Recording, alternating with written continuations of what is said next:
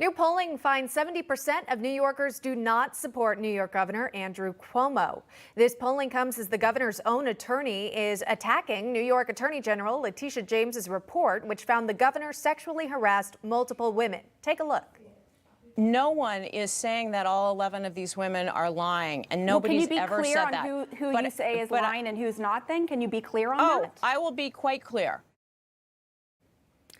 Cuomo could face misdemeanor charges if investigators substantiate a criminal complaint accusing the governor of groping an aide last year. That's according to the Albany sheriff.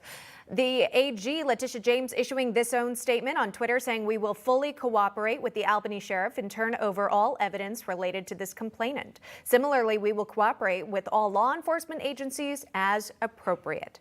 Joining us to discuss, Michael Henry, a commercial litigation attorney who's challenging Letitia James for the AG spot. Michael, thank you for joining us today. We appreciate you taking the time. To begin, we should note that the governor has denied the sexual harassment allegations and has not yet left office. That being said, based on the AG's report, do you believe the governor should resign? Yes, I believe the governor should resign, and it's not just based on this AG's report. This AG's report contains extremely disgusting and repugnant behavior. But on top of that, you also have the fact he's being investigated for his $5 million book deal, the mishandling of the construction of the Mario Cuomo Bridge, and then most importantly, to many people in this state, the COVID nursing home crisis. And as he's moving forward with literally no political allies, and then also the fact that this impeachment proceeding is going to move expeditiously, I think he's basically handcuffed himself as far as his ability to lead the state. Yeah. You mentioned multiple scandals surrounding the governor, and we've followed all of those right here on Newsmax. Again, focusing on the sexual harassment scandal here, one of his accusers speaking out. Here's what Brittany Camiso had to say about the governor's actions. Take a look at this.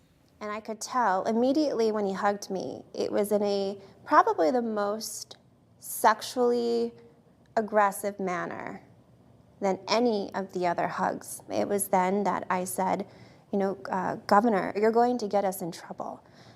And I thought to myself, that probably wasn't the best thing to say, but at that time, I was so afraid that one of the mansion staff that was downstairs, that they were going to come up and see this and think, oh, is that what she comes here for?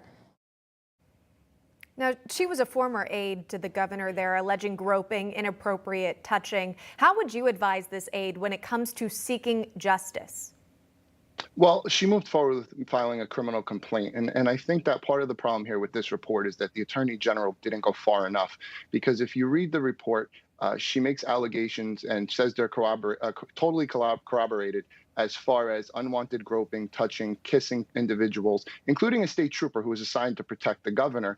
And now we just recently had the sheriff of Albany County come out and say that they're still waiting on investigative materials. And if the attorney general made criminal referrals, which she clearly isn't worried about getting involved in local issues, because just a few weeks back, she signed people in her office as special district attorneys in the Manhattan DA's office when it came to the Trump organization.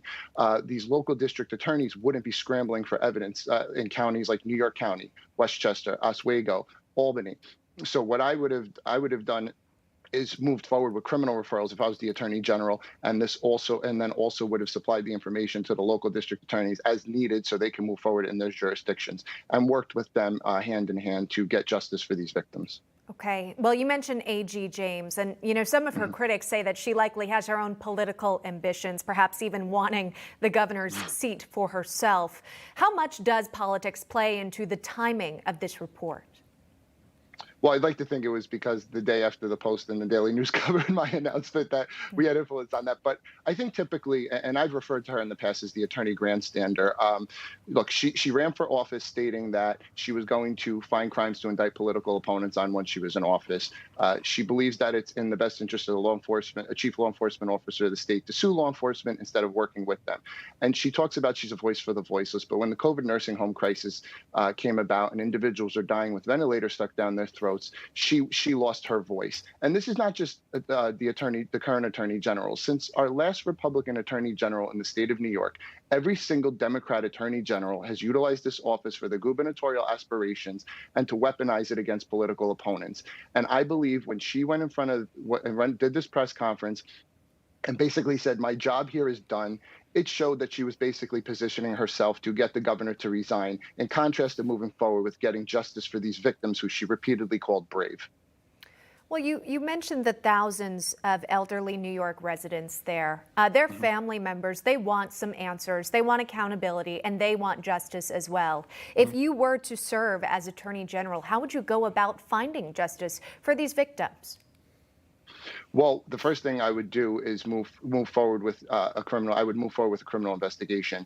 What we've seen take place in this state is disgusting, and quite frankly, part of the if COVID didn't happen, I wouldn't even be exploring this run. And I've been to multiple counties throughout this state, in different parts of the state, and in almost every single county, I've had someone come up to me and say, my mother, my father, my grandfather, my uncle, some old senior citizen relative and their family died in a nursing home. They were told after they died. They didn't get to touch them. They couldn't hold a funeral. They still don't have answers. So in addition, also on the state level, I would cooperate with federal authorities and encourage whoever the governor is, who hopefully is going to be a Republican governor, to cooperate with the Department of Justice officials, because there still is one ongoing investigation going on. Yeah. Okay. We'll wait and see. Again, you feel for those families, of course, who lost loved ones because of that executive order signed by Governor Cuomo. Michael Henry joining us live on the program, running for New York Attorney General. Michael, we appreciate it. Thank you very much. Thank you very much. Hey, I'm Rob Finnerty. Thanks for watching. If you enjoyed this video, please join the conversation in the comments below. Don't forget to subscribe, too. Hit the bell icon to be alerted to breaking news. And remember, there's a whole lot more on Newsmax TV, America's fastest growing cable news network. Newsmax TV, we're real news for real people.